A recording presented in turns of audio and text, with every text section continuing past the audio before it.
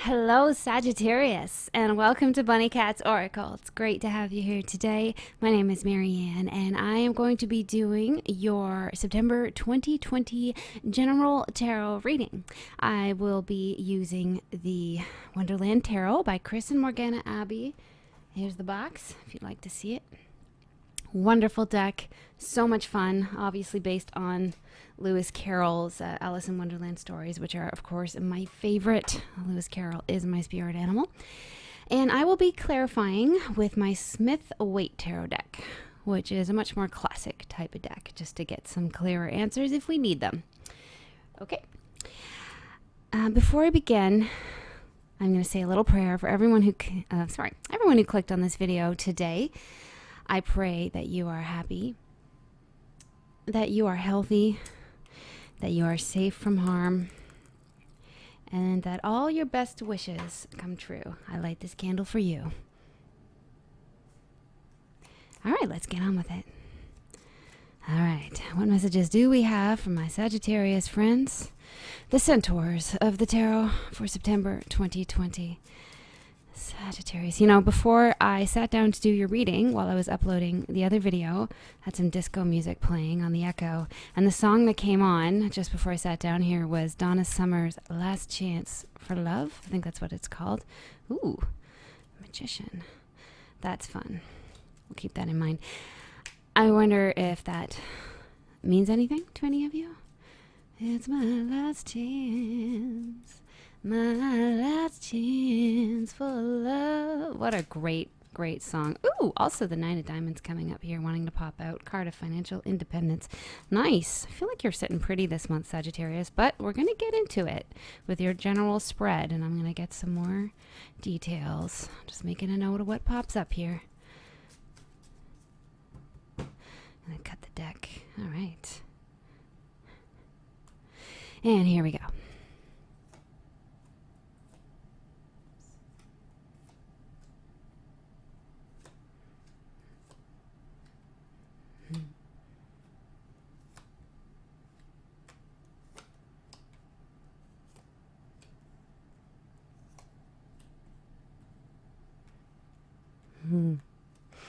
Bottom of the deck, the Eight of Peppermills. This is the card of communication. This is your motive. There is somebody you want to communicate with badly. And I feel that you do have love on the brain, my friend. So I don't think that song was a coincidence. Can't make this up. In position one, your present position right here, you've got the 10 of Peppermills going on. Now, I feel like you got a lot on your plate, and you're handling it all. You are. You may be finishing up some big project, or you may just be working a lot harder than you normally do. But you can handle it. It's something you can't handle. I feel like in this deck, this lizard or dinosaur, or like a lizard that looks like a dinosaur, he's got this kind of smile on his face, and it looks like he's proud. It's like he's proud of all the work that he's done and everything that he's accomplished, even though it's been really hard work. He's happy to have got to the end of it. It actually makes me think of that time when Adele won like 8 Grammys. I don't remember what year that was several years ago, like when she first busted out. And there's this photo of her with her like 8 Grammys at the award show. And it looks like it's awkward to carry. Like they're just so big and clunky. But yet, you know, she's just grinning from ear to ear because she's so happy to have accomplished that, right? It's not like it was some small feat either. So you may be feeling a little overwhelmed, but there's a sense of pride in everything you're pulling off. And you can handle it, you know. Crossing you, we have the Lover's card. It's my last chance for love. It's going to be in my head like all day and all night now.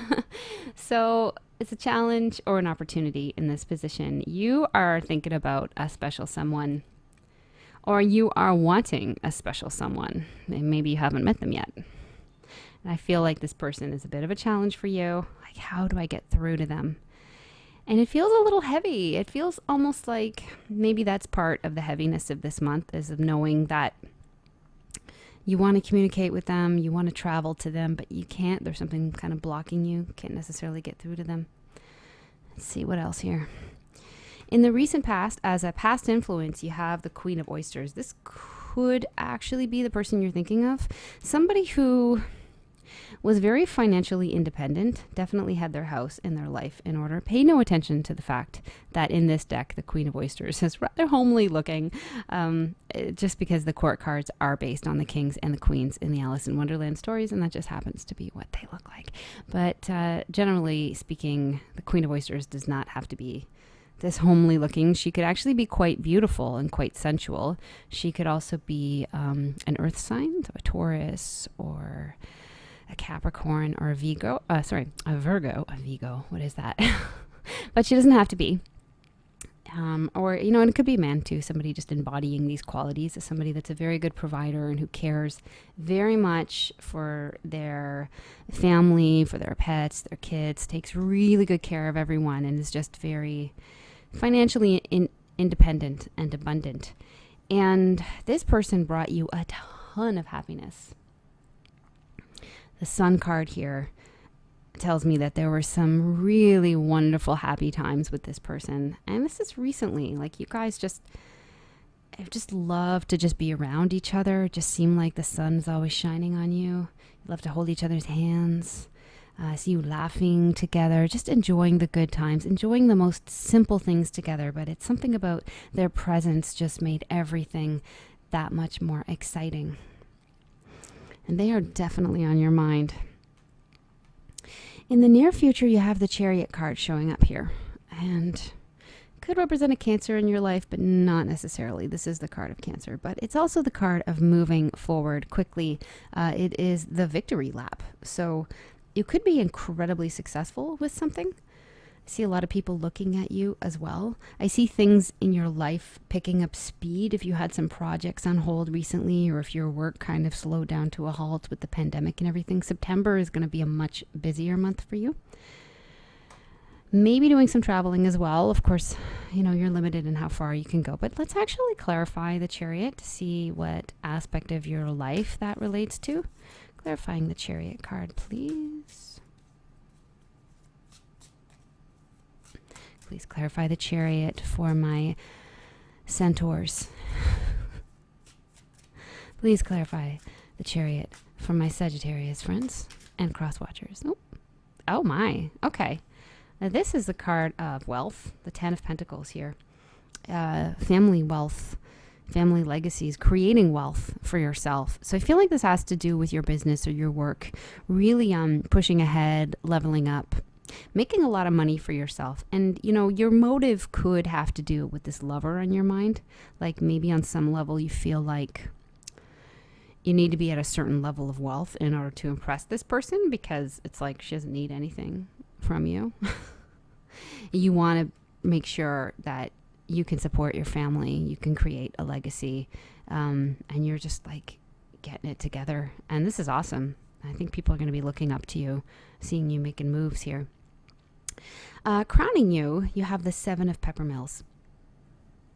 And we have this griffin here looking a little larger than life. This would be like the 7 of Wands in the Rider-Waite Tarot. And this is a card of advocacy. It's a card of also creating strong boundaries, not just for yourself, but for others as well. Like you could be standing up for other people around you, or for groups that are marginalized or, picked on. But you're definitely standing up for yourself. And this is your strength, your ability to speak your truth and to be very direct and be like, nuh-uh, can't say that. No, can't talk to me like that. No, we don't use those words in this home, kind of thing. Standing up for your boundaries. If you've had people around you recently who have tried to push your boundaries, or, get a little too involved in your personal life, or whatever it is, you're having none of it. Good for you. I see a very, very strong person in this reading, whoever this is for. A lot of strength, a lot of energy too. I'm seeing so much yellow and so much positivity. Now in your attitude position, you've got the 4 of flamingos. Oh, look at the little sleepy king here. That would actually be the king of flamingos taking a nap as he appears in through the looking glass, snoring loudly. This is a card about healing. It often shows up when there's a need to take a rest, somewhat ironically, because we see you charging ahead here, and to heal something.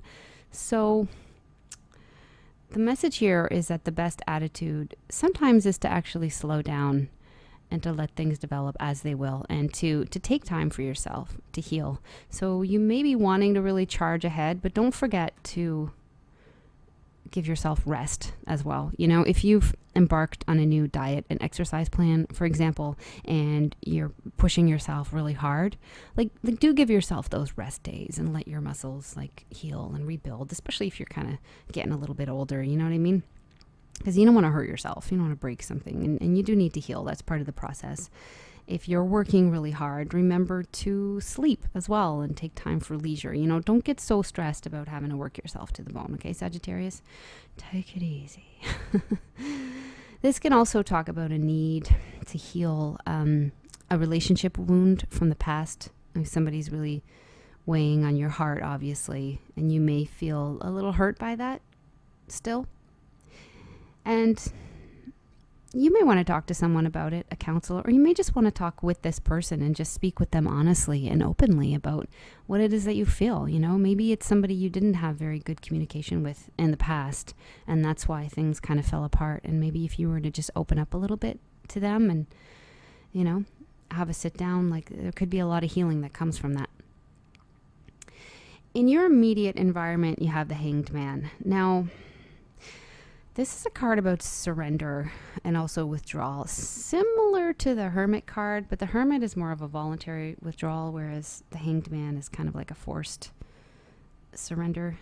It is a strategy to win. It doesn't look that way. It looks like a loss, but it's not, because usually with the Hangman, you know, people think he's done for and we'll never hear from him again, but he's actually just planning his next move, and he's doing so quietly, and people have kind of moved on and forgotten about him. So he's able to make a comeback that people never see coming, right? Like if you think of Jesus who rose from the dead, like people definitely thought he was dead and gone, whether you believe in Jesus or not. I'm not saying I do, I'm not saying I don't, but that story kind of plays in here.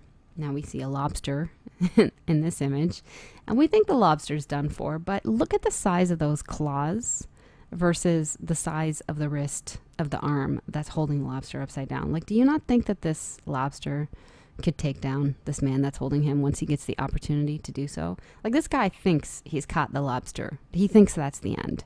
But is it? Is it really now? Some situation in your external environment, it feels like you can't do anything to change it. It might feel like, well, this is never going to end. But it will. It will, and you will have your second coming, okay? But I do see you just kind of surrendering to that situation. And it's really just making me think of the pandemic here and the lockdowns and people having to kind of spend more time at home. And probably the best way to handle that is to just embrace this, quote, new normal. I know you don't like it. I don't like it either, but we have to do our part to keep each other safe. So you might as well embrace it. You know, for me personally, I've been reading a lot of tarot cards to keep myself busy and to entertain myself. And of course, I find them quite relaxing and calming. And I decided eventually to start this YouTube channel to share this with other people, because this is one of the things I've been doing to keep myself busy in my downtime and when I feel lonely. And it's been great, you know. So who knows where this will go or how long I'll be doing it for. But I just think it's great to do something productive with a situation that feels like you can't change it and you feel kind of stuck. You don't have to just watch Netflix for, 30 hours straight every night. Not that there are 30 hours in a night, but you know what I mean. You can do something else. So you're not as stuck as you think you are. And I really don't see you being stuck. So I don't know why this is here. I see you charging ahead and working really hard, even though you feel limited in some way. I'm going to clarify the Hangman here and see if this relates to something else, if there's anything else we need to know here. Clarify, please, the Hangman. Oops. Okay. Oh. Oh, dear. Okay, well, the Six of Cups popped up, and it seemed to want to reverse itself, so I will leave it that way. But let me show you about this card. This is a card of nostalgia, very happy memories from the past. Could be a past love. I feel like it is a past love in your situation. It isn't always. Sometimes it's about a friend from the past. Sometimes it's about a hobby that you used to do that made you very happy. But it's something or someone that made you very happy. When this card shows up in the reverse, as it did here.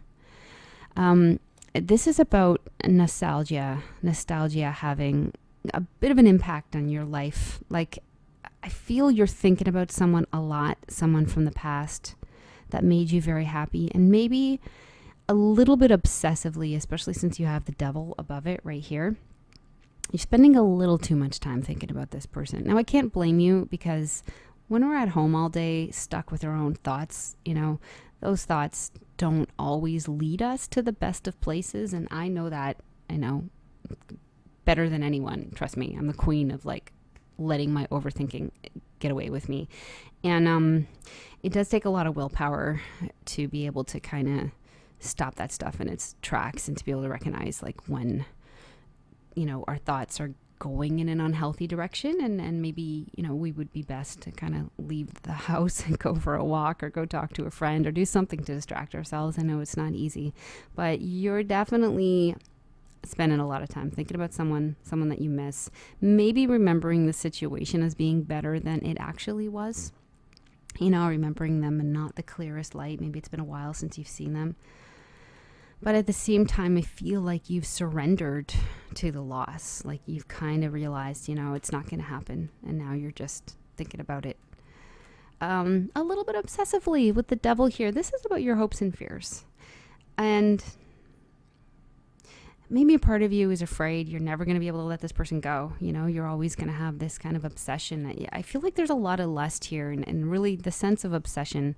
This card often shows up when people are either in a toxic relationship or they're dealing with some kind of addiction. It represents those things that hold us back and those things that we feel bound to.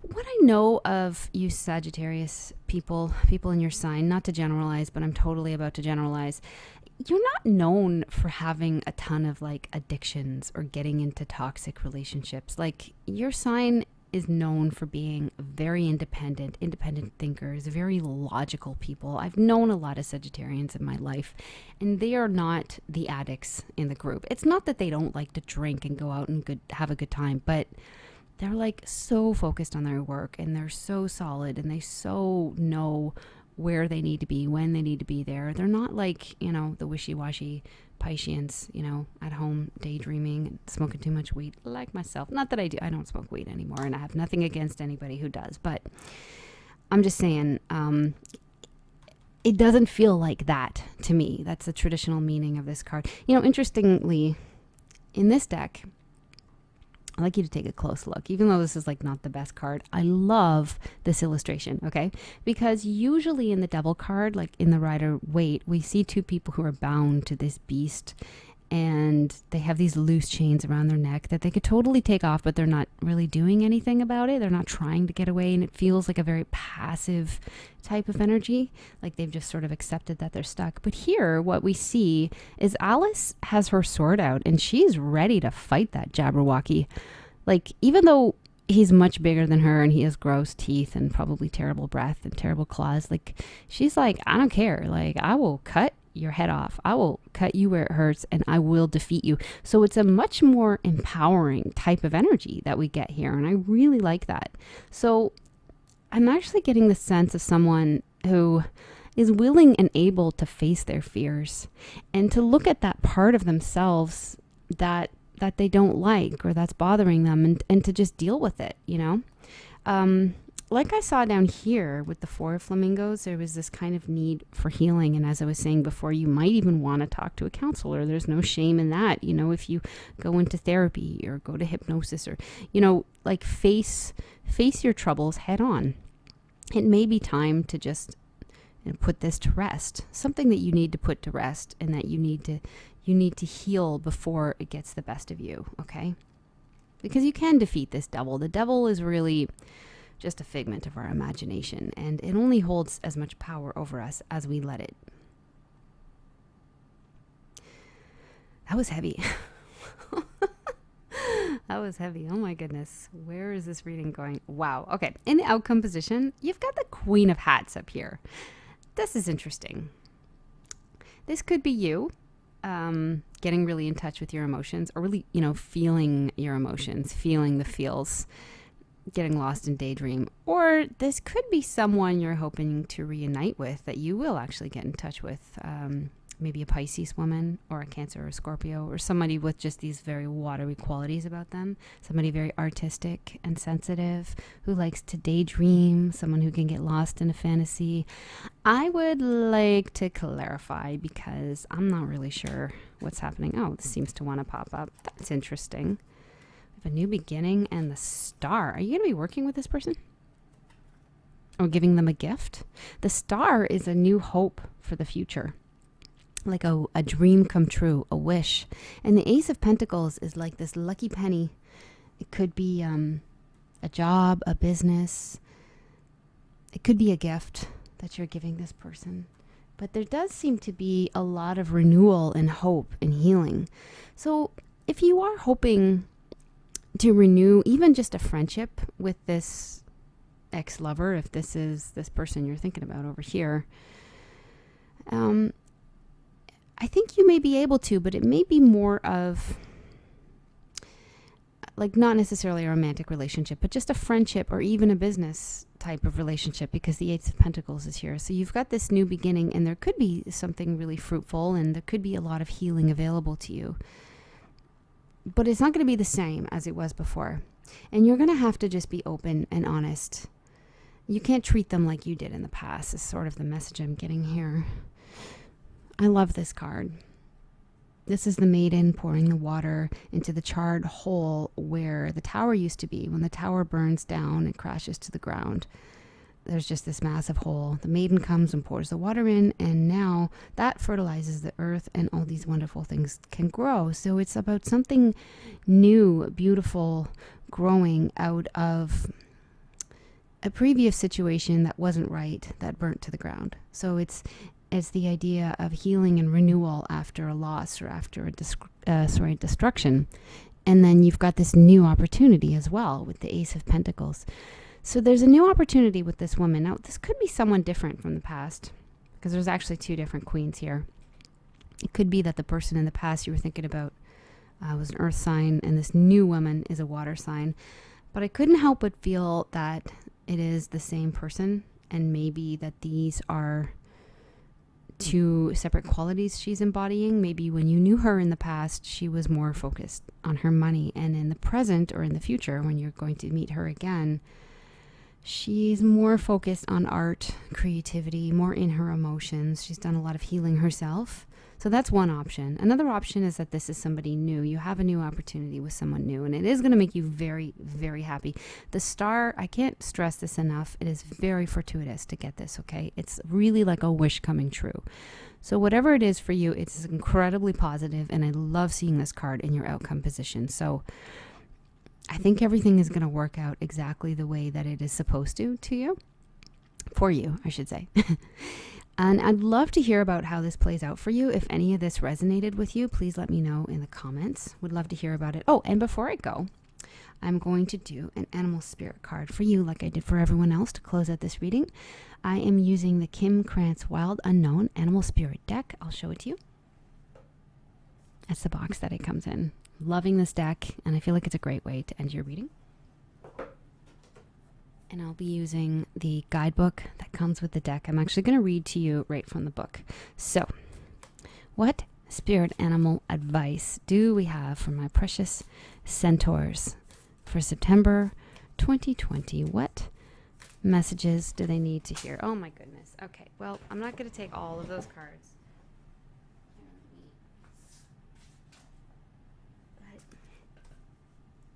I feel like this one's wanting to come up. I